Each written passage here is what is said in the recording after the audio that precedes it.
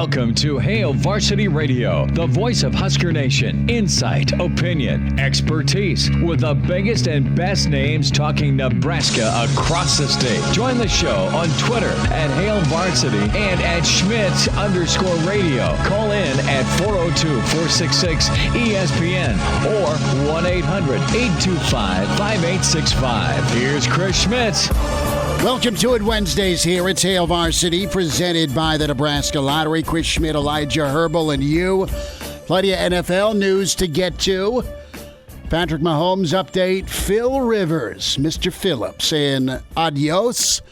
And we'll spend some time talking NFL with the Sporting News' Bill Bender.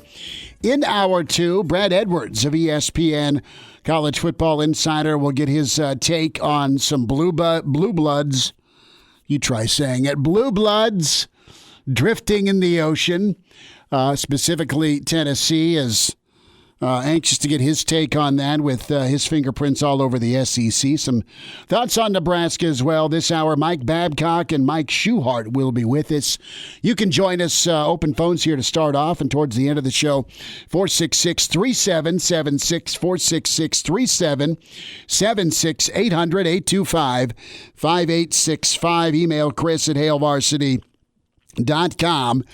And can always find us and follow us on Twitter at Schmidt_radio, Chris Schmidt at Herbal Essence for Elijah Herbal. Did get an email to get the show kicked off, assuming that there's no streaming where Brett is working out, because if he's working out between 4 and 6, stream us, ESPNLincoln.com, stream us, iHeartMedia, stream us, wherever you like to stream. Via your Alexa. Right. Say, Alexa, play Hail Varsity Radio, and let us get you through the stair machine or the treadmill, or dare I even say, get you through the... there's a new machine at Madonna where I work out that I just kind of wave at. I have not jumped on yet, but it's, I don't know, it's not quite an elliptical, or it's a souped-up elliptical that's pretty intense. Is it like an elliptical stair stepper type thing? Where yeah. That thing's medieval in a good way. In a good way, where it can take some of us that aren't ready for that step to a new level. But he was asking about Netflix shows. He's through Peaky Blinders. I said, well, have you checked out Ozark? I'm waiting on a response, but I don't know. I've kind of ran the gamut of shows over winter break that I streamed. Checked out The Mandalorian. I'm a little pissed that there's no more Mad Men on Netflix. And fire up Disney, man, and go watch some of the 30 for 30s. Oh, yeah, those are great. Those are incredible. Watch part 1 and 2 of The U. Watch The Boz. Yes. Brian, right? That's good. Yeah, Brian and the Boz. Yeah, Brian and the Boz. You have The Gospel According to Mac. That's a good college football one with the Buffs. And I know that hits home for Nebraska fans a little bit, but hey, there's options out there. So let's get into a little bit of Hail Varsity mailbag. And I love this on hailvarsity.com. And the old faithful Derek Peterson, Dr. Petey, our Friday staple, always puts out the mailbag call Tuesday night, and then you see it flipped around, turned around on hailvarsity.com. And there's a lot of great questions by Nebraska fans, because we're kind of in that mode right now, aren't we? We're in that mode of, okay, football's done from a college standpoint, so let's hurry up and get spring ball here. Before that, you've got winter conditioning, got a bunch of newbies that have reported, some high-profile guys.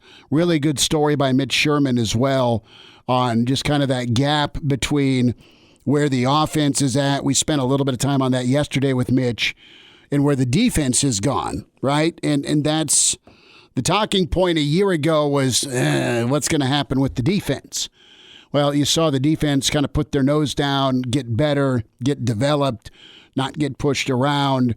And it's in such a spot when it comes to trust and faith and in want to taking that next step that you had a boatload of guys come back, right? I mean, you have 9 of 11 starters back on your black shirt defense.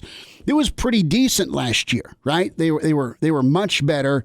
They were supposed to be maybe a liability, and they were absolutely the strength of the football team this year. So the reality is, it's kind of the offense's turn.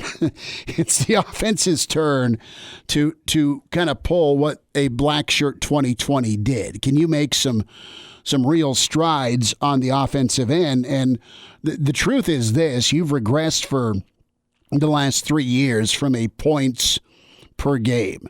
You've gone from 30 in year one, now all the way down to 23 points a ball game. And you have the ability to win Big Ten football games playing Big Ten style. That's defense, that's running game, that's field position, that's all of those things, that's taking care of the football, right? And it works. It works for Iowa. It works for Northwestern. It has worked for Minnesota. It can work for Nebraska. And it's not been bad. I mean, not everybody's as high-flying and sexy as Ohio State or, dare I say, Penn State when they've had better years, okay? Michigan's kind of been in search of what they've wanted to be offensively. Defense was kind of their strength a couple of years ago.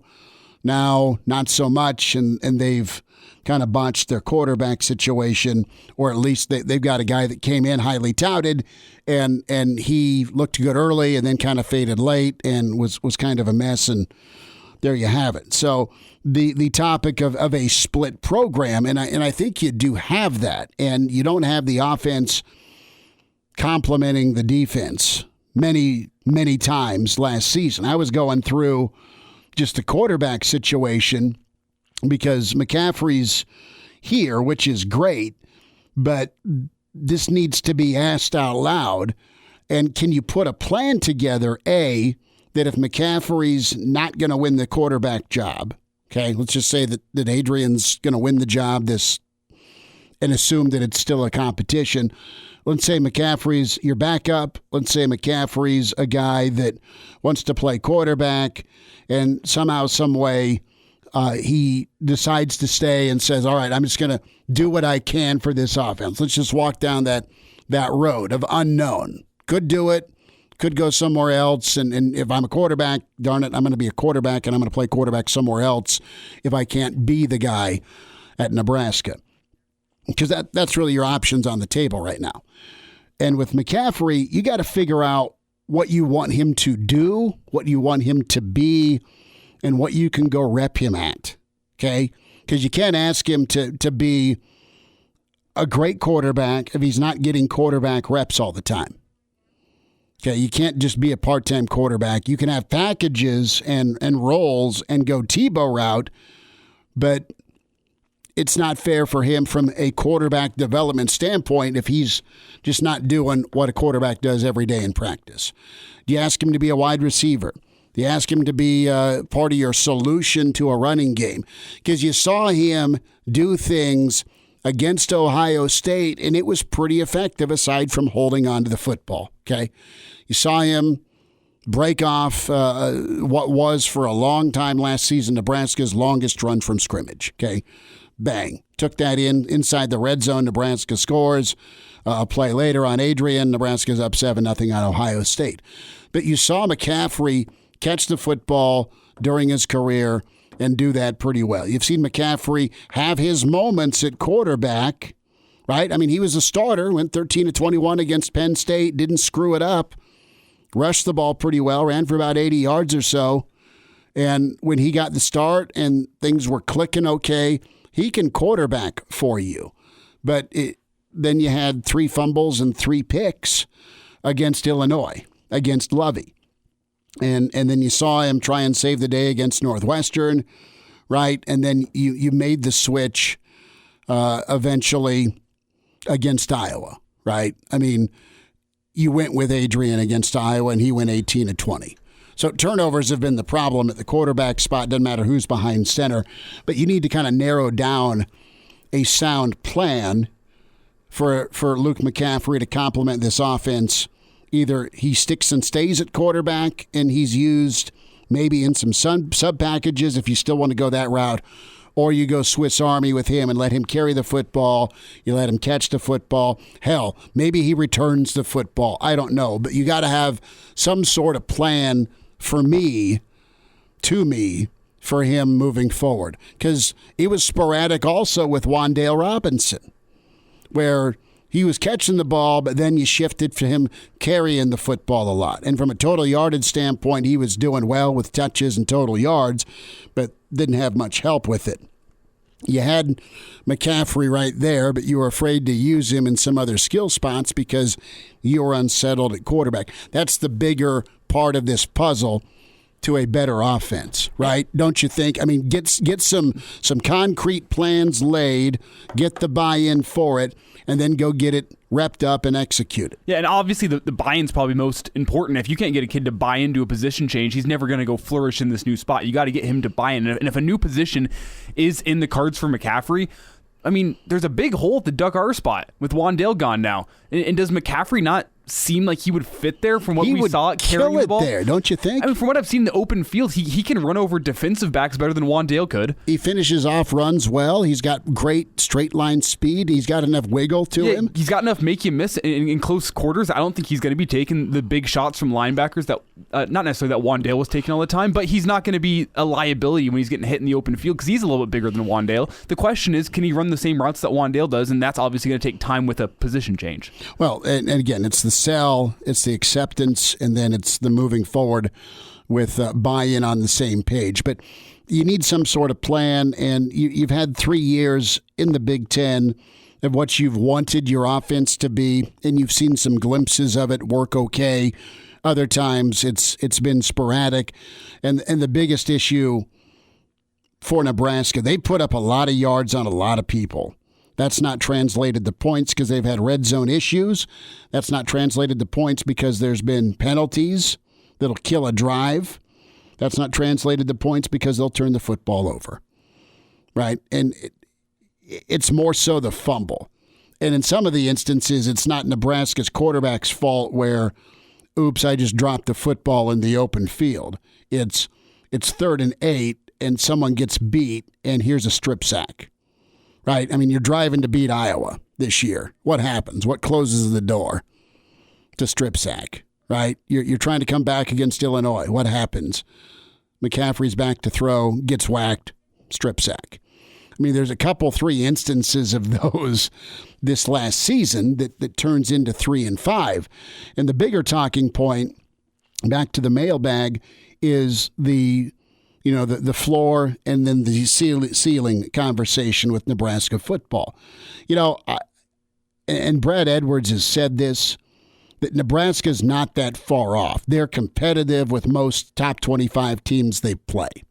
They've beaten a handful of them, or they've found a way to lose games against top 25 teams, right? And I know you were watching on New Year's Day or some of the bowl games like I was, where you're seeing, and Iowa didn't have a bowl game, but you saw Iowa finish pretty highly ranked. You saw Wisconsin not ranked, but still finish the season out the right way.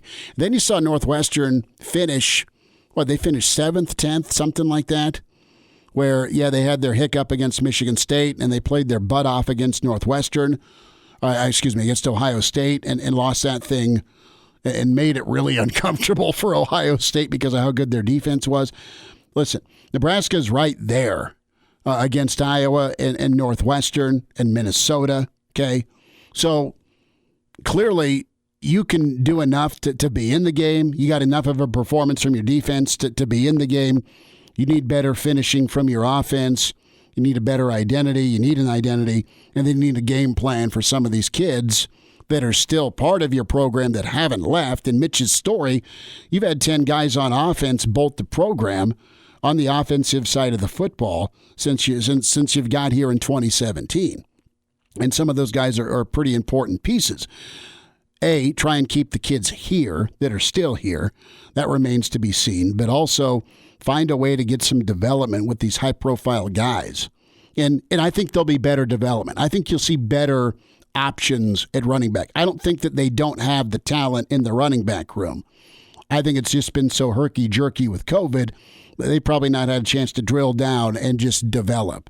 You've got some hope and some returning heat in a good way with what's back on the offensive line. Got a 4-year starter at quarterback. You've got a kid in McCaffrey that made a lot of plays at quarterback for you last year. And you've seen him be able to make plays in your offense at different spots. So there's some pretty good ingredients for chili here, right? How much of those ingredients do you spice up to make it at least decent and serviceable and functionable here for 2021? Yeah, and the problem is you're entering a chili cook-off that just got the best cooks from across the Midwest. You got a lot of chefs, baby. Got a lot of good chefs that you're taking this chili up against. Here's the other part of this, though. You're not in any worse spot at quarterback than anyone else in the league. Because, Fields is gone. You got the kid at Iowa that wasn't anything special, and knowing Iowa, he'll probably take a jump for year 2. The one name I can think of is Graham Mertz from Wisconsin. He had a pretty good year, but he's still young, and you don't know, sophomore slump could still be coming. Well, Mertz is there, and Mertz was injury prone. Northwestern's hitting reset at quarterback. Penix is coming off an injury. Now it's Captain Morgan up at Minnesota. Does he go to the draft? Does he come back? But Adrian's been there 4 years. So you're sitting well with what you got experience-wise. Can you get the production? Mike Babcock's next. It's Hail Varsity, presented by the Nebraska Lottery. And now, back to Hail Varsity Radio. Back with you, Hail Varsity, presented by the Nebraska Lottery. Chris Schmidt, Elijah Herbal, Hump Day edition. Brad Edwards, ESPN Insider, College Game Day in about 30 minutes or so. We'll hang out with Bill Bender, Sporting News. We welcome in historian, author, Hall of Famer, and a tremendous writer. Knows all things Nebraska, Mike Babcock, with us at MD Babs on Twitter. Babbers, how's your Wednesday? You enjoying the 50-degree plus day? Yeah, I went out and walked around a little bit in the neighborhood and didn't see anybody, but yeah, it was nice. This is a typical January day, I'd say. Right. Perfect to show all those potential recruits just what winter is like. Yeah, right? yeah. This is the way it is. Yeah. Yeah. That's how it is. That's how it is.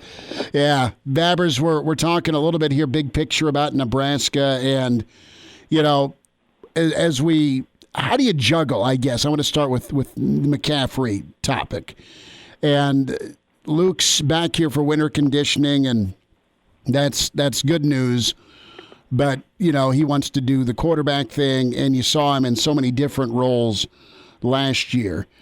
What would best suit the team with his skill set? Is it a situation where, man, you really take a look and completely try and sell him that, look, if something happens at quarterback and you don't win the job, you're going to be a go-to with it in a backup role, but here's how we think you can help the football team catching and running the football.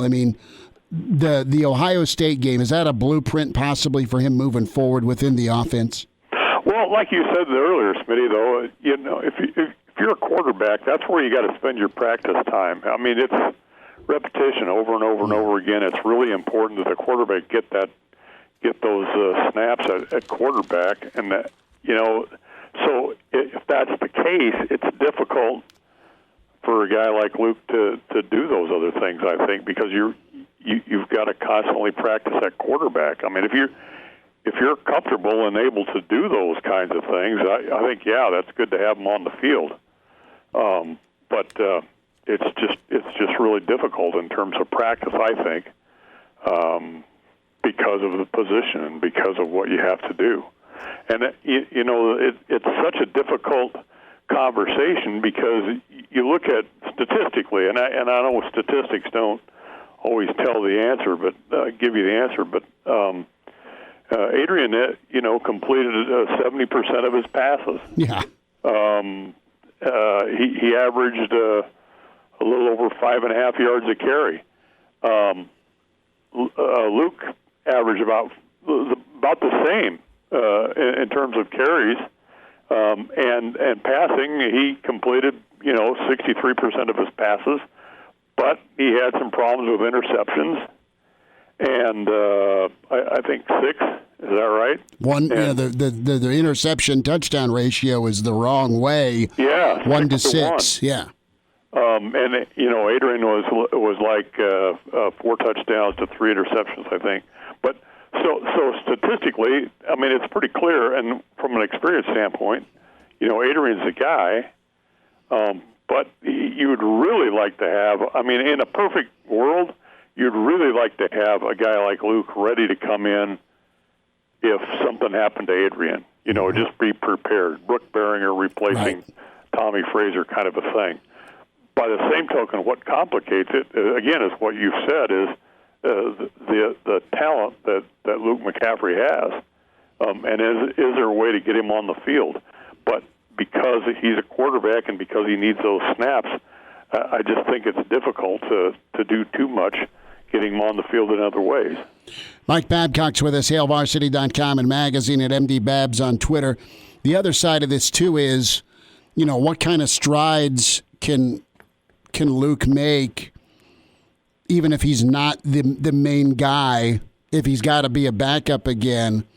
What would another year of just repping and getting comfortable do with his progress, with his growth, right? I mean, we don't know just how crazy things were from a practice standpoint last fall, right? This season was nuts for everybody. So where can he jump? Can he jump so you're not the guy, you're a backup at quarterback, but keep chopping wood on it? And, last year was a free year. So from an eligibility standpoint, I know it would suck to have to wait another year because you're not the starter, but think of the work you can get in as a backup and then take the helm. Think about 2 years of training, so to speak, with 4 to 5 games last season as the guy. That's a lot to ask a today's quarterback to wait and be patient. But I'm just thinking, big picture, if you get the training, and I think of a Mac Jones, right? Things didn't work out for him real quickly. He was behind 2 amazing quarterbacks that are now in the NFL. But, man, it paid off for him being patient.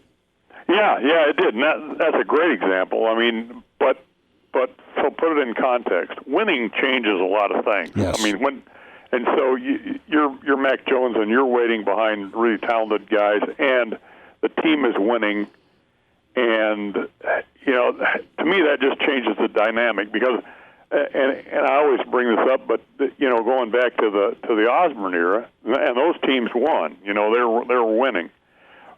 He had situations where he predetermined that the backup quarterback would get in and at least get a series in the second quarter or somewhere when it mattered. That he put him in there and get an opportunity. And I think that's important in any quarterback's development, is that the quarterback gets an opportunity to get on the field and to be out there, when it matters, and see because it's so much different than just getting reps in practice. But that's where winning comes in. When you're winning, you can do that. When you're not winning, it's more difficult to say, well, we're going to do this with the quarterback because, we need to develop that quarterback for down the line. But if you could do that, it would be, I think, an ideal situation. And say, hey, Adrian's our quarterback, but you're going to get a series or 2 in the first half when it matters to prepare you so that when your time comes, you're going to be ready. Mike, on the other side of things, we have the starter, Adrian Martinez, and he's been starting for 3 years now at Nebraska. And you'd expect after seeing 3 years of a quarterback that you'd know what you have in a guy. But Adrian kind of had 2 halves to the season, started off the season pretty poorly and was benched, replaced by Luke, but then came back and finished the season strong. So at this point, do we know which Adrian is the real Adrian? Is it the good Adrian? Is it the bad Adrian? Was Adrian more likely to be what we have at the end of the year? I can't figure it out with him because it's just, again, as I said, 2 sides of Adrian Martinez. Yeah, I think it was the finish, Adrian. I really do. And when the focus is there and the pieces are in place, and both those guys are, we talk about this a lot too, but both those guys are in part at the mercy of what they have around them, and so you've got to develop a running game in which you have some confidence in that consistent running game. You've got to have receivers that you're confident that they're going to run the routes and that the quarterback is going to make the decision to get those passes, and you got the offensive line that's going to protect the quarterback and help him make those plays. So there are all these other factors, but taking that into context, I think the second half of the season, Adrian, is the one you'll see. Mike Babcock's with us, HailVarsity.com and Magazine. Babbers, love the Hail Varsity mailbag and love spending some time on it on Wednesdays. And, the mailbag question, one of many, what's the floor? What needs to be the Nebraska floor in 2021? And I think we're all in agreement. Let's get to a bowl game if you're Nebraska. And with as many bowl games in existence, that shouldn't be a hard thing, but you have a schedule that is what it is in 2021, and you've got lots of chirping going on with just frustration by the fan base. You also have a section of the fan base that is still patient with 5 years to rebuild this thing, and then we'll talk. I'm interested here as you kind of look forward with some unknowns this winter and into spring. What can you realistically say is a worst case, or okay, at a bare minimum, this is what we think Nebraska can get done? Well, I think you said it, and I think on the mailbag, I think I mentioned that 6-6 in a bowl game is probably about where this team is. I think, and it's a fine line, I guess. Falling below that line is not going to be good.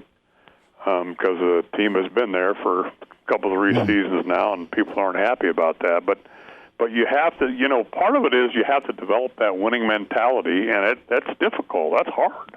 You got to go into games believing you're going to win, and you can say that you go in believing you're going to win, but that's a different thing. And that's where the program has to get. So it's a step-by-step process, I think, and 6 wins this fall. And I probably should have preceded this whole thing by, I hope we get this pandemic under control and we have some kind of normalcy going into the fall, that there is a 12-game schedule, and that there's spring practice and there's fall camp and some of these things, and that we're pushing the envelope a little bit in terms of spring practice on something like that. So there's still the uncertainty of that that needs to be clarified, but realistically, I think 6-6 in a bowl game indicates progress, and you have to take that step forward and not go back to where you've been. Babber's about a minute. How you feeling about the football weekend with the NFL?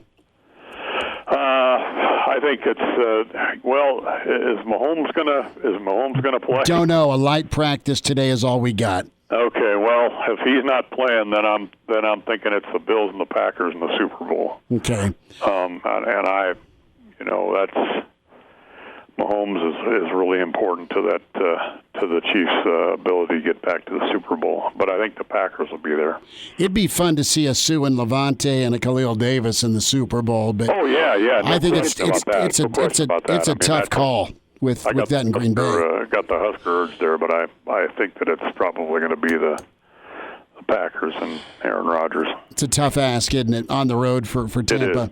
Babbers, you have a good Wednesday, man. This was a fun chat. Enjoy the weather. We'll get caught up again next week. Appreciate your time. Be safe. You too. Mike Babcock with us.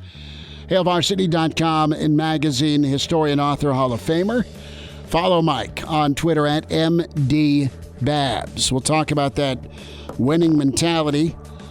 Our dear friend Mike Schuchart. I hope Shuey's putting in January when it's 50 degrees out. Mike Schuchart, Wilderness Ridge, next on Hail Varsity. And we're back. Fellas, think we could listen to the radio lesson? On Hail Varsity Radio, presented by the Nebraska Lottery. Yes! That's awesome! Well, poor old Bernie Sanders getting abused on Twitter as he's bundled up. masked up, sitting by himself, socially distant in a chair. And Ryan McGee put it best. He looks like the grandparent that always watched you at the Little League game. In the outfield, by himself. And Derek Peterson was pretty funny. Bernie was looking at his phone, and, there was the picture to the left of Bernie staring at his phone, and the picture at the right had, he was watching Husker women's basketball. Clearly, that's what Bernie Sanders is watching. We welcome in at Wilderness Ridge, Mike Schuchart. Shuey, you got another day. Is the course rocking, or is it still a little too chilly out? There's a little too much snow on the greens yet, so we got some people out hitting balls. Some of our members are out hitting balls, getting anxious, wanting to get out there and play some. So that will have a tendency to do that when it's 55 degrees in January. Oh, it's a vest and a long sleeve type of day to go work on that 3-wood or your driver. So, Shuey, you guys are now taking memberships. Give us a little rundown, if you could, with how folks can dial that up and check into Wilderness Ridge, because the golf speaks for itself. The time with you speaks for itself. How great the vodka taste on the on the deck speaks for itself. But I mean, you guys got big old plans with the pool and family stuff, and I mean, it's a pretty good situation you guys are adding on at Wilderness. It's already beautiful. Yeah, it's going to be a huge change. So obviously, the first of the year we went fully private. So we have a new clubhouse. New pro shop, new golf academy that's being built. I'm standing right here in our old pro shop looking right at our new building that's under construction right now, massive. So really excited, anxious to get into that. And then once a little better weather hits, we'll start construction on the pool. So we'll have a huge pool complex, aquatic center. It's going to be fantastic. A lazy river, a swim-up adult bar, lap pool, so everything you need. And then we're going to, in the existing pro shop, they're going to tear that down. They're going to put, you can basically reconfigure that. You'll have a workout area and then a new members only kind of a grill area. So there's a lot of new stuff that is under construction. So super exciting. Can't wait for all the things to be finished, and our members can't wait. Anybody's interested, they need to contact us out here at Wilderness Ridge. Actually, Tammy Nagel. Okay. You go on site. You go on the website and have all that information. She's our lead as far as membership information goes. So that's who everybody will be in contact with, getting some information on what is coming. Shuey, I would like a guided tour and a chance to swim up to the swim-up bar with you. Yeah, wouldn't that be nice? That'd be all right. Scary, but be a scary sight. Me out there swimming up to the swim-up bar. we would back float our way to the swim-up bar, and we'd just pull the tap. Is what we do.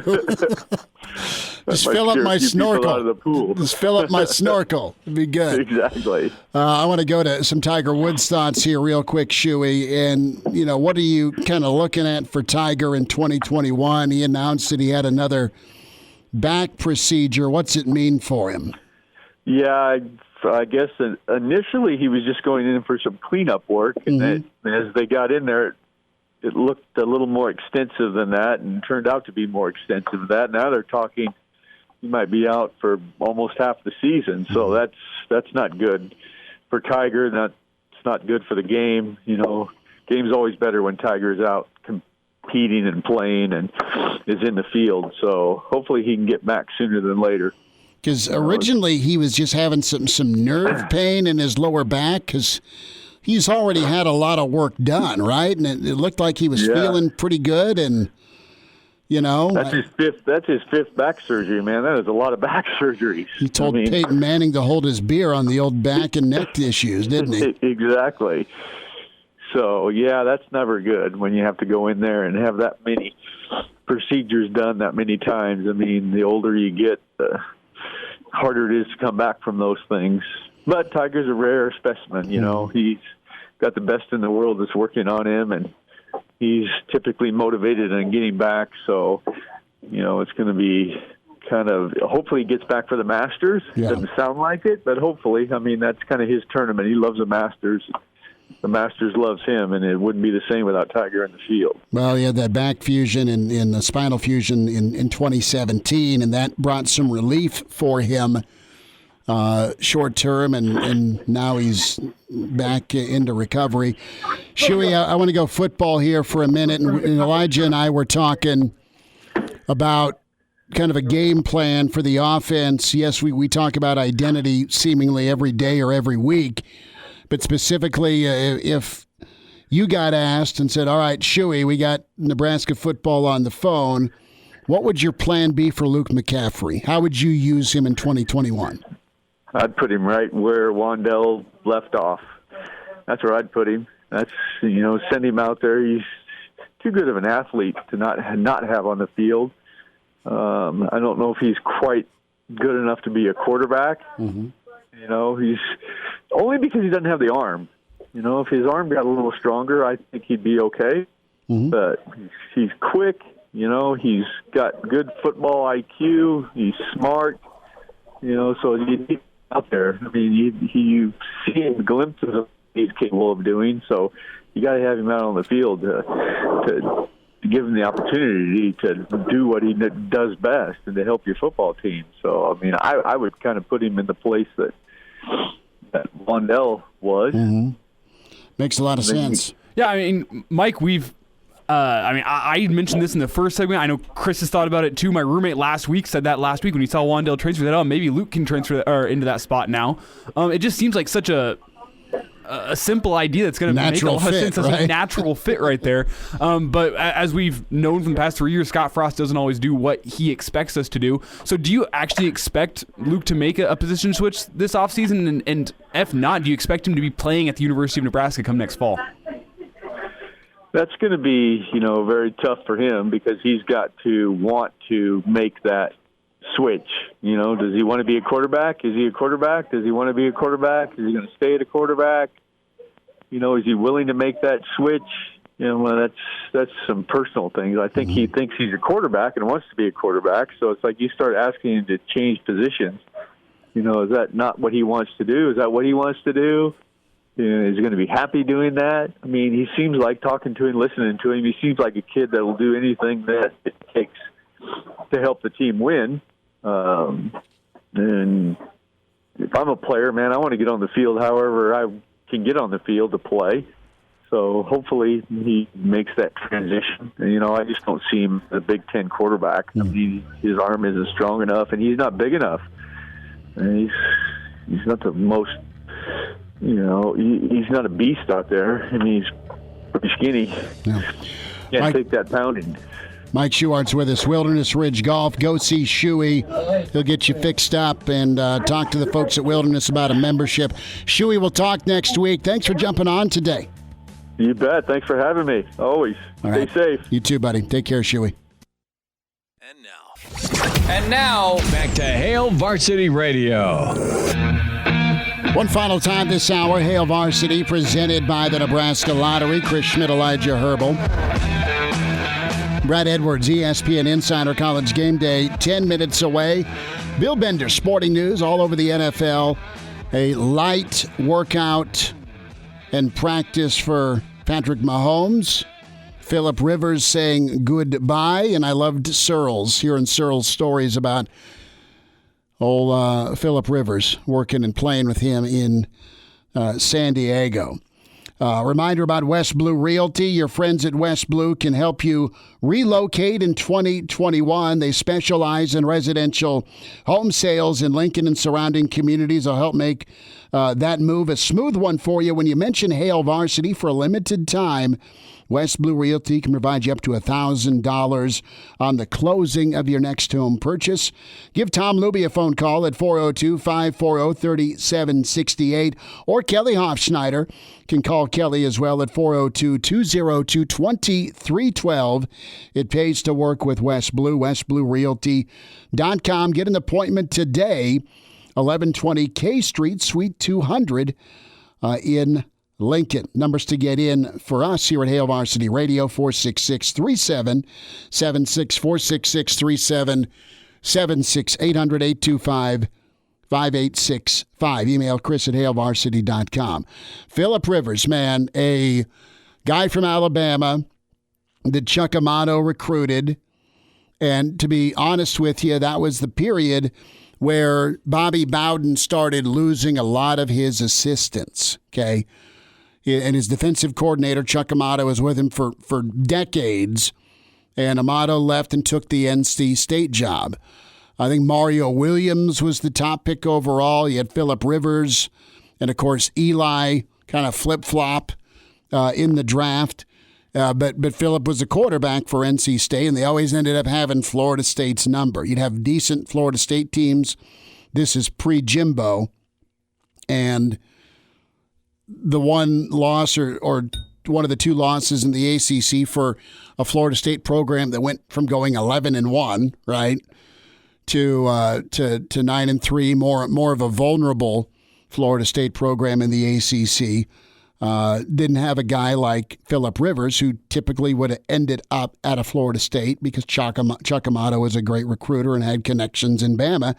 Well, Phillip Rivers goes to NC State, does his things, gets drafted high, has a great career. And you've got Drew Brees that was in San Diego. Then here comes Phillip Rivers, and this is post Ryan Leaf. And it was really pretty awesome to see not only a guy like Brees thrive, right, but also a guy like Phillip Rivers do as well as he did with his career. And he had LaDainian, he had some receivers, he had a defense around him. They could never just get over the New England hump. I mean, how about San Diego, though, now Los Angeles, for their ability to target quarterbacks in the draft? Because they went 3 straight quarterbacks, when Drew Brees, Phillip Rivers, Justin Herbert are the 3 guys that they've groomed to be their starters. Wow. I mean, that's 3 for 3. Drew Brees is a Hall of Famer. Phillip Rivers, borderline Hall of Famer himself. And Justin Herbert looks like he's going to be a solid NFL starter. Well, and again, this is all post-Leaf, right? The Manning-Leaf deal in 98. San Diego traded their pick to Atlanta, right? And Atlanta goes and gets Michael Vick. And the Chargers end up drafting LaDainian Tomlinson and then getting Drew Brees in the second round, which was pretty awesome. So they had some things going, for sure. Brad Edwards, how can Kevin Steele navigate in Tennessee? Thoughts on the Big Red? Hour 2 coming up on Hail Varsity. Welcome to Hail Varsity Radio, the voice of Husker Nation. Insight, opinion, expertise, with the biggest and best names talking Nebraska across the state. Join the show on Twitter at Hail Varsity and at Schmitz_radio. Call in at 402-466-ESPN or 1-800-825-5865. Here's Chris Schmitz. Back with you, Tower 2, Hail Varsity, presented by the Nebraska Lottery. Chris Schmidt, Elijah Herbal. Bill Bender coming up. Sporting news. We'll go around the NFL and get an update with Dr. Doug Tavis, Lincoln Orthopedic Center, our Jock Doc segment on the Mahomes concussion and protocol. We welcome in Brad Edwards, college football insider, at JBradEdwards on Twitter. Brad, what's the coolest thing you ever got in a McDonald's Happy Meal? Wow. You know what? I don't remember if it was the Happy Meal or whether it was just something that McDonald's was giving out. But back in it's probably the late 70s. So when I was a kid, they were giving out these little books on the Super Bowl. Okay. And I want to say at that point there had been like 12 Super Bowls, and they had 4 different of these little booklets, and each one was like just a kind of brief overview of what happened in, 1 through 3, and then 4 through 6, 7 through 9, et cetera. And as a kid who was was probably about 8 or 9 years old, I just ate those things up. And I sat there and I read through them, probably 15 times each. And that's one of my earliest memories of just loving sports and just consuming as much of it as I could. And it was something that came from McDonald's. And It might have been a Happy Meal. I'm not sure. Well, that's all right. And I just referenced the Happy Meal. You reach into the bag and maybe it's a cheeseburger, maybe it's a hamburger, it's some fries, maybe you get a chocolate or vanilla milkshake. That's how typically they go. But there's some allegations that a little different in Knoxville with what's in the McDonald's bag. Yeah, this is a weird story. Isn't it? I mean, my goodness. Yeah, I mean, so the big thing out there that everyone, well, I think there are multiple things that people are trying to figure out. But, one of the conspiracy theories is that Philip Fulmer was responsible for initiating this because he wanted to get rid of Jeremy Pruitt without having to pay the buyout. Ooh. And, whether that's true or whether there's any truth in it or it's no more than a conspiracy theory, I don't know. And then, of course, so you read the correspondence that Pruitt had with the president or chancellor, whatever her title is, makes it seem as if they didn't actually have anything on him. And so now you got a whole can of worms, and where initially the goal seemed to be that, hey, we're going to make a coaching change without having to pay these millions of dollars. Now they might actually end up getting sued for all these millions of dollars. So Tennessee just can't get anything right, and it's been a long time since they did, and we all remember what a train wreck the last coaching search was, and obviously it didn't get them any better of a position. In fact, it's pretty safe to say that the whole program's in a worse spot now than it was when they were going through that about 3 years ago. Brad Edwards with us. So you look at the chancellor at Tennessee. She used to be at Nebraska, pretty high up in the business administration college. I found that out a couple of days ago. And, yeah, the Monday morning sit-down was way different than the termination letter a few hours later. And, that may have been botched. Talk to me about this. Did Pruitt get enough time, and should there be like a 5-year minimum? Because you've got so many programs that have hit reset before a guy can maybe get a fair shot or get a fair shake, or 3 years. It got turned around in 3 years at Oklahoma. Got turned around 3 years at USC. Got turned around 3 years at Florida and Ohio State with Urban. I mean, those are just crazy expectations. Nebraska's going through it because, Nebraska fans want to win and get to a bowl game. And we just finished year 3 of Scott, and people are grumbling. And I look at coaching changes and how it really hoses the program, and if you have them stacked on top of one another, like 8, right, including interims for Tennessee since 2008, good luck finding someone to take the job.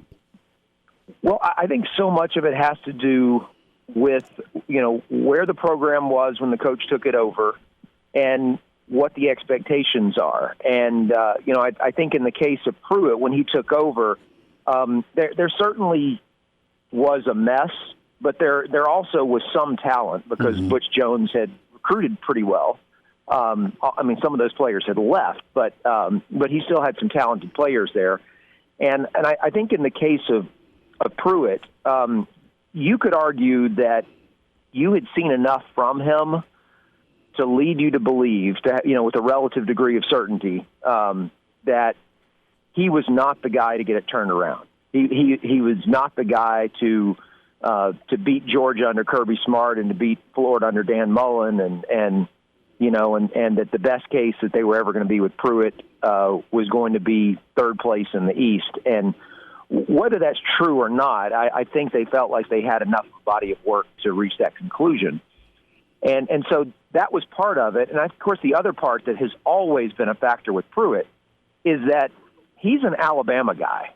And Alabama is probably Tennessee's most hated rival. I know it's been so lopsided, the rivalry has been since Saban got there, that people who are younger fans don't even think of Alabama-Tennessee as a rivalry. But if you were to ask Tennessee fans, which school is your biggest rival, I think most of them would say Alabama. while acknowledging that it hasn't really been much of a rivalry lately. And, I think that's the other place where expectations come into play. When you're in a conference where, first of all, if the school that you consider your biggest rival has won 6 national titles in the last 12 years and you're a dumpster fire, you think about, what Auburn has gone through trying to keep up with Alabama. Well, Tennessee's in worse shape than Auburn. And so, it's even more frustrating in Tennessee because they can't keep up. And then, of course, both of them are in a conference where, you've got other programs. Of course, LSU won the thing just a year ago. Georgia nearly won it 3 years ago. And so you just feel like in the SEC that if you don't do something, you're just going to fall further and further behind once you know that your guy is not the solution. And I think ultimately that's what it comes down to with Pruitt, or what it came down to is that they just didn't think that he was the guy to get it turned around. I think if he had been a Tennessee guy, they might have given him one more year to be sure. But being an Alabama guy, he was never going to get benefited out. Brett, as a Nebraska fan, I feel some empathy for the Tennessee fans. Just kind of, we're both stuck in the doldrums of mediocrity. So, in your opinion, who currently is worse off? Is it Tennessee or is it Nebraska? I think I know where you're going to go with this, just based on the events of the past 4 days. But I just want to get your thoughts on Nebraska and Tennessee and the state of their programs. Well, I think Tennessee's in a worse position as far as where they are relative to expectation. I know that Nebraska's history is obviously more glorious than Tennessee's. So if you were to say, okay, what do the fans think is the best case scenario for the program? I think Nebraska fans might, certainly they'd be worthy of dreaming a little bigger because they've seen it happen in their lifetimes. Whereas Tennessee, they had one title, but other than that, it was there was a lot of second fiddle to Spurrier, and beyond that, they've just been good, but not quite great.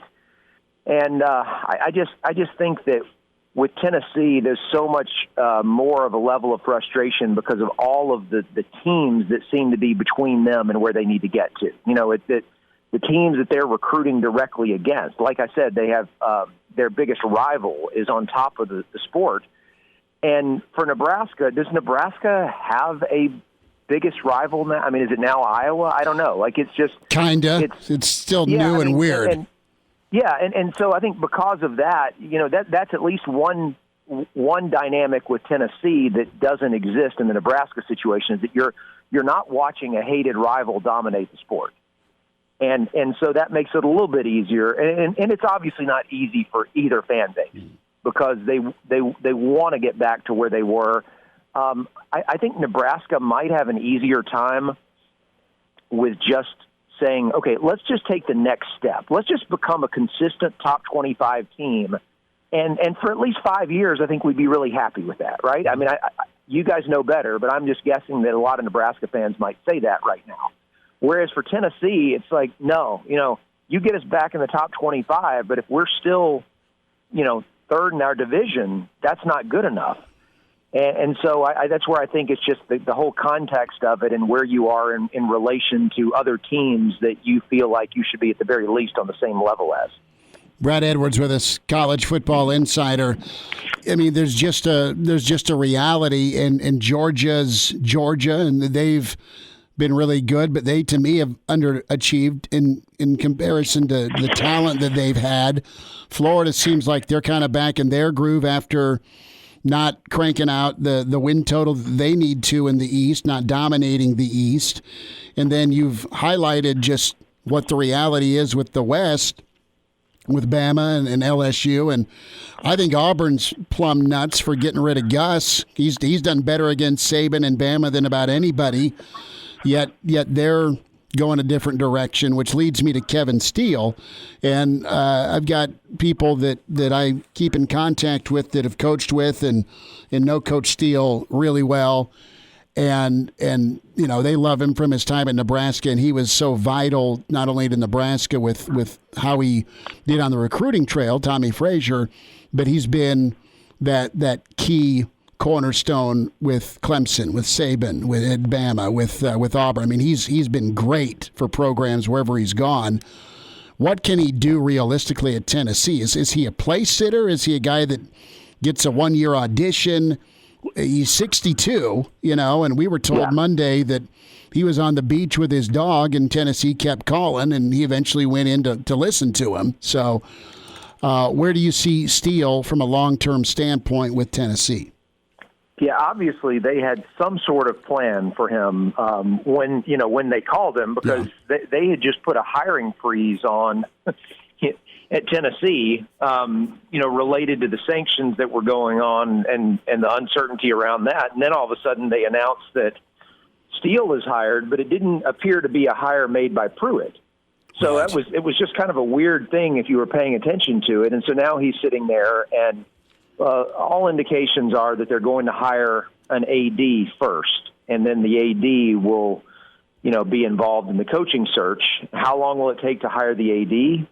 I don't know. And the longer it drags out, the more that you think that it might be in their best interest to just have him go through one season. And like you said, it could be an audition, or it could just be, hey, this is one season where you're a placeholder and you keep it together. It's kind of like Jim Grove at Baylor. Sure. I don't remember how many years ago that was. Not too many years ago, before Matt Rule was hired.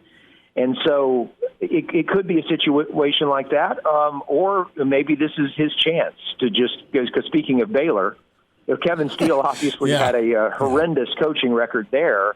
And I'm sure he would love an opportunity to kind of show that he's a better coach than that. And whether he'll get the shot here, I don't know. But certainly the longer this thing extends before they get an AD in place, you'd think the better chance there is that he could end up with that. And, of course, the other thing is, even when they start interviewing candidates, who's going to want this job? Yeah. I mean, given the uncertainty of what's going to happen to the program sanction-wise, relative to this recruiting stuff that they've uncovered, and given where they already had been sitting before that, is any coach going to want to risk his career on Tennessee right now? And Steele might be the best option they have at the end of the day. So I think it's an interesting situation, and we'll see if. We'll see if the Tennessee gives him that opportunity that it looked like Auburn wanted to give him, but someone pulled the plug on it. Well, and Brad, we'll let you get out on this. The guy that's been through as bad as it gets when it comes to sanctions is Bill O'Brien. I don't know how bad sanctions are. I don't know if he'd be a fit, but I know he didn't work out with the Texans, but I thought he was great at Penn State. I don't know if he's a guy you think of, or is Luke Fickell a guy that would even listen? I don't know. Brad, about 20 seconds. How bad do you believe it'll get sanction-wise?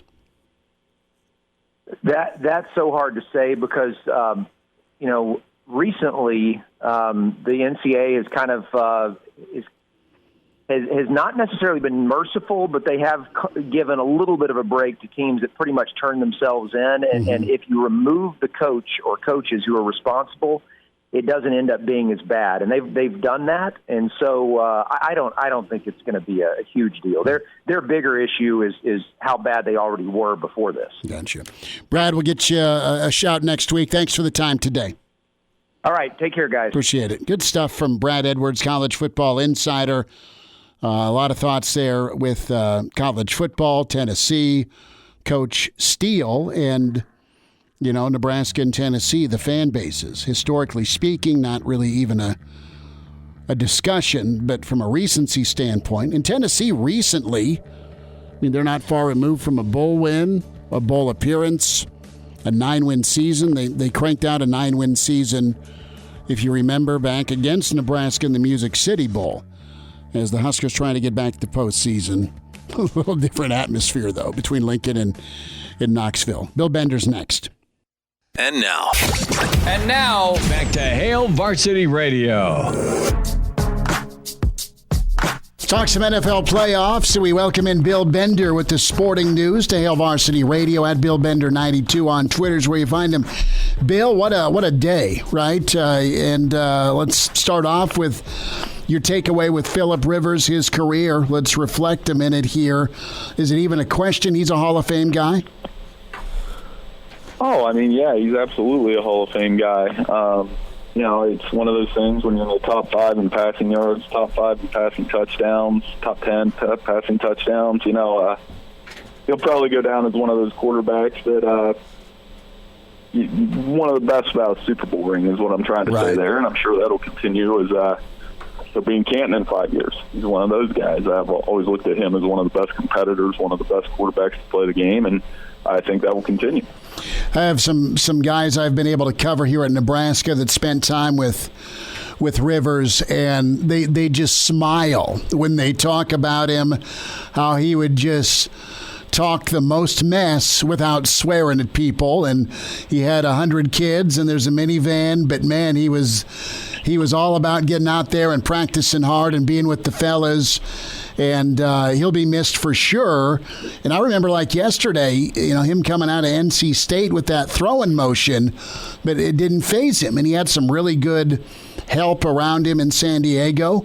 And then he went to Indy for a year, and the Colts, just by an eyelash, got bounced from the postseason. So do you buy that Matt Stafford may be the next man in Indy, or do you see him on the move at all from Detroit?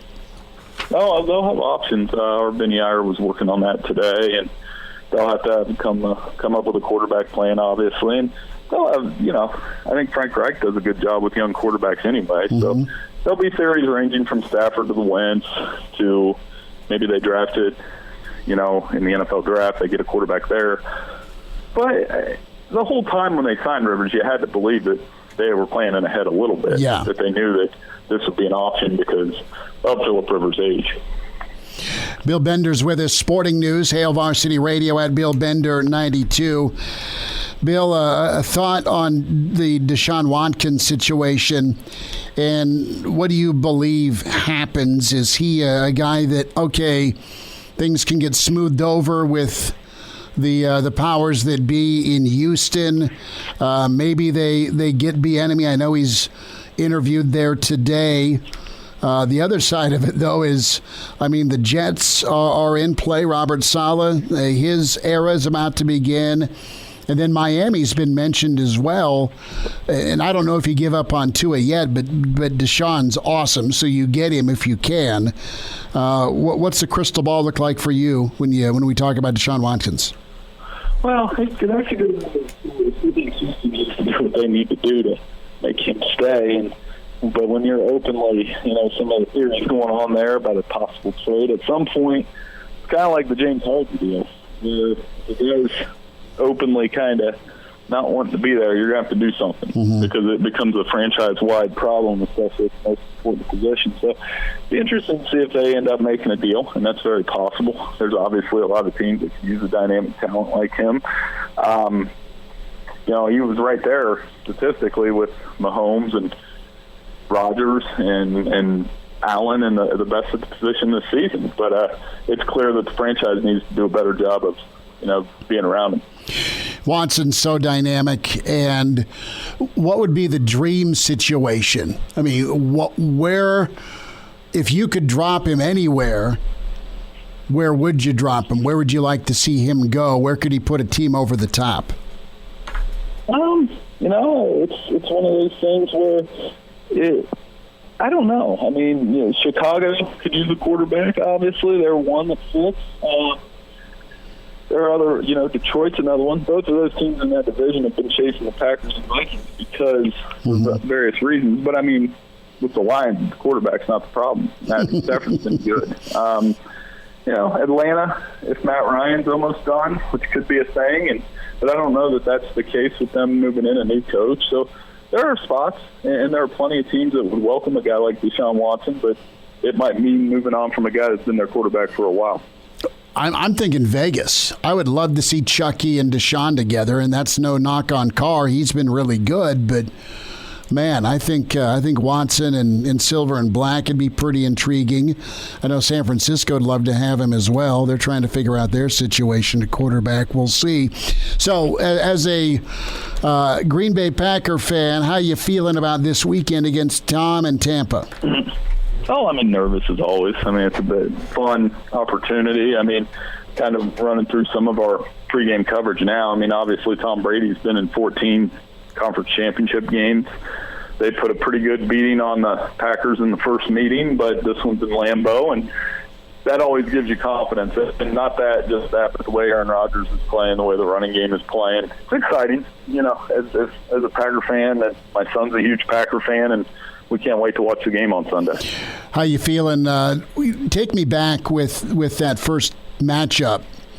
And I know it was 38-10. Was it turnovers? Was it Brady on fire? What went wrong for Green Bay?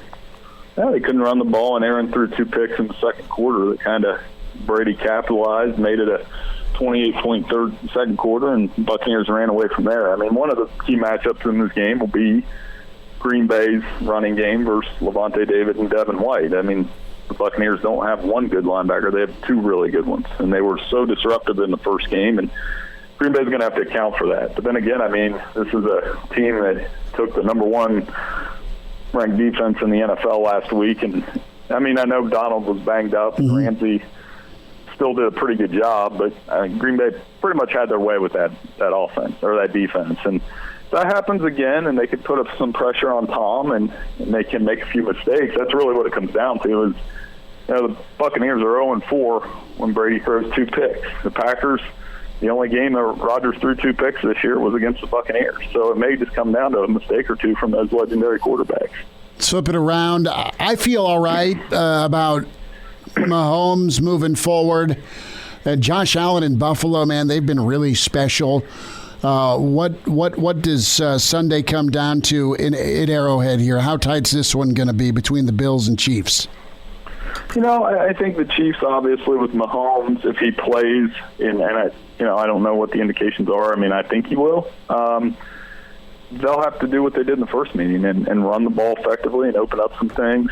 You had Travis Kelce going. He had 2 touchdowns in the first meeting. And try to slow down what's become an elite connection between Josh Allen and Stephon Diggs on the other side. The Bills have a ton of offensive success. They've been one of the hottest teams in the league, and with good reason. And that's going to be a close one, too. I think we're in for 2 really good games. I picked the Chiefs. That's assuming Mahomes plays, and I think he'll be tight. But it's definitely one of those games we're looking forward to.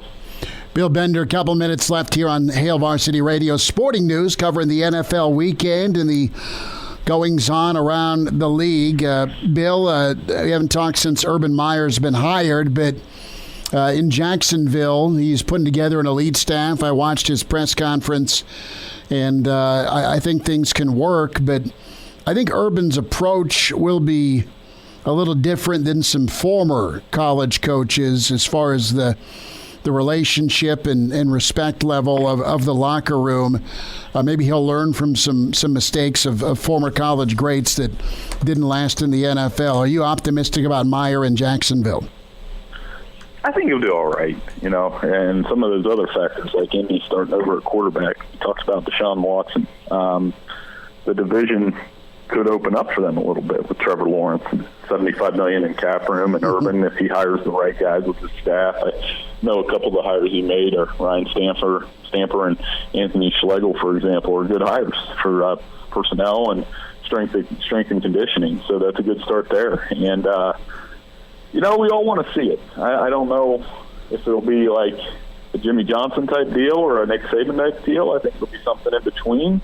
But Meyer's a hyper-successful coach, and the fact that, we were theorizing the whole time, would he go to Texas, would he go to USC, and he ends up here, just shows that he certainly, could be really good. And, maybe he's researched this more than we thought and is taking a calculated move by going to Jacksonville.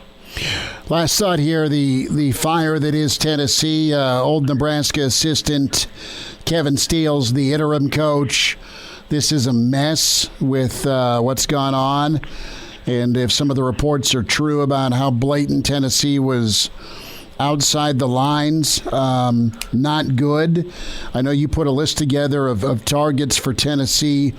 how hard a job, how hard a sell is this? Or could the right AD get in there and bring in a home run fix? I mean, Tennessee, just waking up, they're chasing Florida for sure. They're chasing Georgia, and their crossover's Bama. Other than that, life's good, right?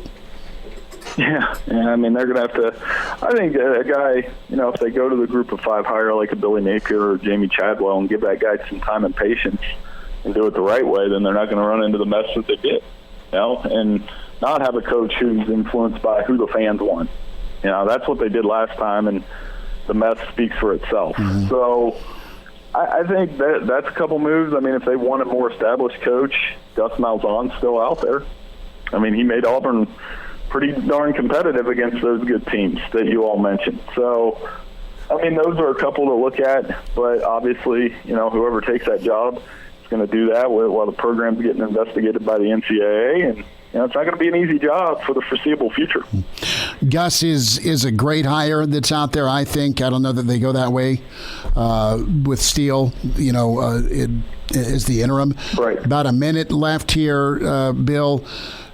What would it take to get Luke Fickell? Because I look at him at Cincinnati. I look at the region, okay? Him being at Cincinnati and Tennessee where it's at. I mean, you're not far from a lot of spots in Tennessee. I mean, could Luke Fickell listen, or is he holding out for NFL or Ohio State? I think he's holding out for a bigger job, and that certainly would be one, but they'd have to really sell on the culture of the program. Remember, that's why he didn't really take a look at that Michigan State job. And that would have been a good fit for Luke, too. But I think he's being picky with his spot. And in the meantime, he'll stay at Cincinnati as long as he can until he finds that. Yeah, Fickell's, that'd be a monster get for Tennessee.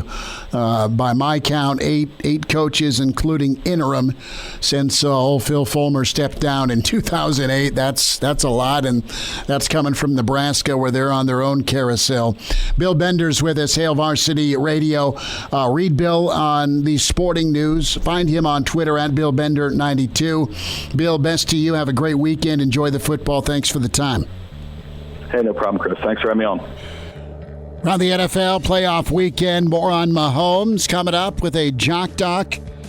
Dr. Doug Tavis take us through some protocol thoughts, as that's the big question here, protocol and Mahomes. Hail Varsity continues, presented by the Nebraska Lottery. He's in his 30s, but sounds like he was born with a stogie in one hand and a brew in the other. Now, say my name. It's Schmitty on Hail Varsity Radio. I got the body of a taut, preteen Swedish boy. Back into it, it's Hail Varsity Radio, presented by the Nebraska Lottery. Time for a Jock Doc Wednesday. Lincoln Orthopedic Center. Dr. Doug Tavis with us. Dr. Doug, you got the guac and cheese dip ready for this weekend for some NFL? You betcha. I just got to get out and get those chips. Uh-huh. I got to get my tortilla chips. You know what? They help make it all possible. It used to be popcorn. Now it's tortilla chips, right? Yeah, well, I think you can just do both. I don't know how many pounds of wings I had, but I put them in the air fryer, and they were magic. It was so good. Things are pretty optimistic when it comes to concussion protocol. I know earlier in the week, Monday and Tuesday, Mahomes cleared some hurdles, and the NFL's got its own independent kind of ruling, eyes and ears with that. But before we get to all of Mahomes, what's your impression? What happened with his concussion on Sunday? And I ask that because it didn't look like he hit his head very hard when he got pulled down, and then he got up and he was all sorts of wobbly. Yeah.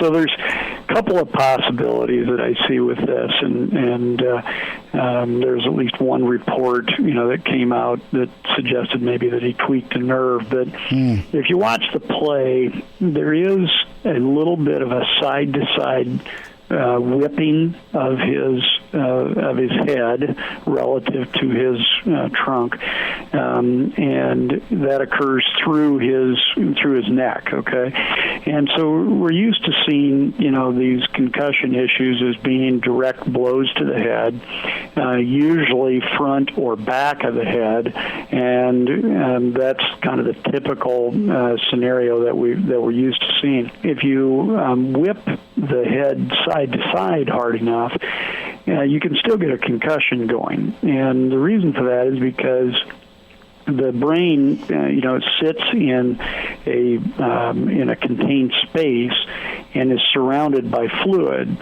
And the brain itself can still, for lack of a better way of saying it, slosh back and forth, depending on just the forces that are put on the head in a whipping manner, not just from a direct blow. And so there's certainly a possibility that he would have some of those symptoms develop as a result of that looked like a concussion. When it comes to the nerve side, I had heard that too, and it's almost where he got grabbed and how he was flung down. He could have pinched something. Is that easy to explain why he had sea legs going on? Yeah, anybody that's ever had a really bad stinger in their arm, which is a stretch of the brachial plexus, which is the nerves as they come out towards the shoulder. There are times where you get kind of an overwhelming feeling of I'm injured, and my body's protection is I'm going down. I'm not getting up and I'm not moving. My body protects me by giving me those sea legs, if you want to say it that way. And you'll see guys like that'll come off the field with a stinger, that's really bad, where they take a few steps and then they kind of kneel down and feel like they can't go, and then they can get up and move. But one of the better thoughts about that, as far as the nerve is concerned, is again the fact that the defending player had his arm wrapped around his neck. And then his head kind of whips side to side over the top of the arm. In that kind of a situation, you could also get one of the nerves that are right along the spine there pinched to a point where he could have experienced some symptoms going up into his head. The second cervical nerve, for instance, provides sensation along the skin on the side of the skull, and then provides some of the innervation to some of the muscles that are on your skull. You don't think about having muscles on your skull, but that could create a sense of pain and something wrong with my head that would have also given those sea legs kind of a thing. So it's not necessarily a situation where it was inside of the in the brain that caused him to have the sea legs. Dr. Doug Davis with us, Lincoln Orthopedic Center at Jock Doc Wednesday. Patrick Mahomes in the AFC Championship game against Bills. What we're talking about here, and Mahomes' availability. Dr. Doug, I watched that game, and Mahomes still moves pretty flawlessly, pretty fluidly. That said, he did develop a bit of a limp. I assume you noticed that too with his foot. Yeah, so he definitely was, came up limping after that one run that he had. And then if you watch him after that, he's running sort of with a flat foot, kind of a gait. So he was kind of almost a waddling kind of a thing where he's still pretty darn quick, but if you watched his foot plant, he really did not get up on his toes. He was on the flat of his foot with any of his running that he was doing afterwards. And so that makes him look kind of awkward as he's running. That would be pretty consistent with somebody getting turf toe. With a turf toe, you stretch the tissues on the bottom of your big toe, and that can be very, very painful, but you can still kind of work your way through it. And watching him run, that's kind of what I thought was going on with that. And there were some reports, I think, even during the game, that they were looking at his big toe, so that would fit. Dr. Doug Davis with us, Lincoln Orthopedic Center at Jock Doc Wednesday. We're talking Patrick Mahomes. When it comes to treatment for the turf toe and even some precautions, shoulder up or nerve-wise, what can you do as a training staff? Obviously, as an offensive line, keep him from getting hit. Yeah. But I don't think Reed or Bieniemy are going to be bashful or conservative with their play calling. So if he's good to go, and it sounds like, I think he will be on Sunday, they'll ask him to do everything within that offense. But between last Sunday and this Sunday, do you expect him to be limited at all? Yeah, so on the turf toe side of things, assuming that's what he's dealing with, they'll put a carbon fiber plate in his shoe that will limit the flexibility of that big toe, and that'll allow him to plant on that leg for when he's making his passes. And so from a throwing perspective, he'll do better. Now, you'll probably still see him run a little bit awkwardly with that, but I think the toe side of it is going to be a workaround kind of a deal, much like when he dislocated his kneecap and they put he ran with a brace to help with his kneecap, and was that a year or two ago. So I think he'll be okay there. Relative to the concussion protocol, if they're really dealing with a concussion here, and he is in that protocol, the steps that he cleared here just recently probably means that he had the computer testing done, and he passed that with good, flying colors. So he's in that situation now of saying, okay, with a concussion, if he gets cleared, he'll probably be just fine, as far as the performance. On a nerve side of things up there in that shoulder, that's the piece that you just really, up in his neck, that's the part that's really going to be hard to predict what's going to go on. And there really isn't that much that the training staff can do to protect him in that regard. Maybe putting a little excess roll on his, like a cowboy collar on, but that'd be pretty unusual for a guy who's trying to throw the ball. Dr. Doug, thanks for the time today. You bet, Chris. You take care. Enjoy the weekend. Miss us? Come here, brother. Give me a hug. Bring it in for the real thing. We're on call for you. Catch the podcast at HailVarsity.com, the ESPN Lincoln app, or download them on iTunes. Saddle up, partner. Back to Hail Varsity Radio. One final time, Hail Varsity Radio, presented by the Nebraska Lottery. We will have Best Bets tomorrow with Danny Burke. We shall see where things are at with Mahomes and how limited his practice is tomorrow. Elijah, he's got to play, right? I mean, I know health and safety is important, but let's... if he has a pulse. Right. You got to think listen, that I don't believe the NFL will hold him out. No, I mean, he's the face of the league at the moment. He is. He is. So if he has a pulse, I think he's going to be playing in the AFC Championship game. And I know I read a little bit into the concussion protocol from the NFL, which is different than college. And, I mean, if he gets cleared by an independent neurologist by Friday, he's good to play on Sunday no matter what, pretty much. Right. And the NFL, it's not like they're beating the hell out of one another. I mean, you're professional, so they don't, per league rules and union, I mean, it's not back in the day, Pittsburgh Steelers, Oakland Raiders, bloodbath practices. It's just not. A reminder to buckle up. 70% of people in fatal crashes in Nebraska are not wearing a seatbelt. If used properly, a seatbelt can reduce the risk of fatal injury up to 60%. Your best defense in any crash.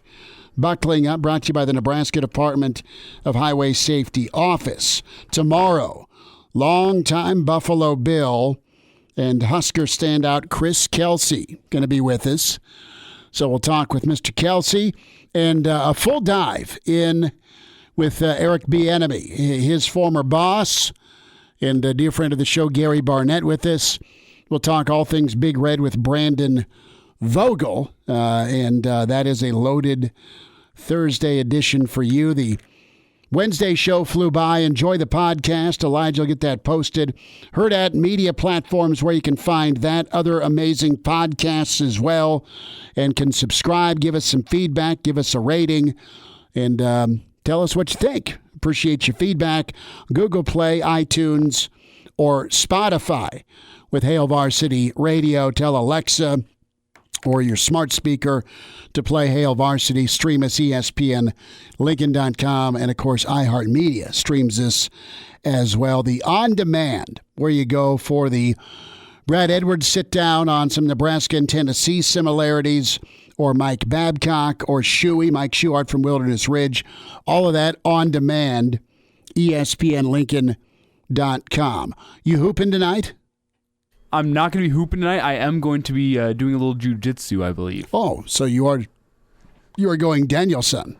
That is the not necessarily the plan, but it is just January. It's a new year. Should probably work on myself, and instead of working out, I'm gonna do it through like something that's actually kind of badass, So are you a green belt, yellow? What are you now? Or are you no belt? I'm no belt.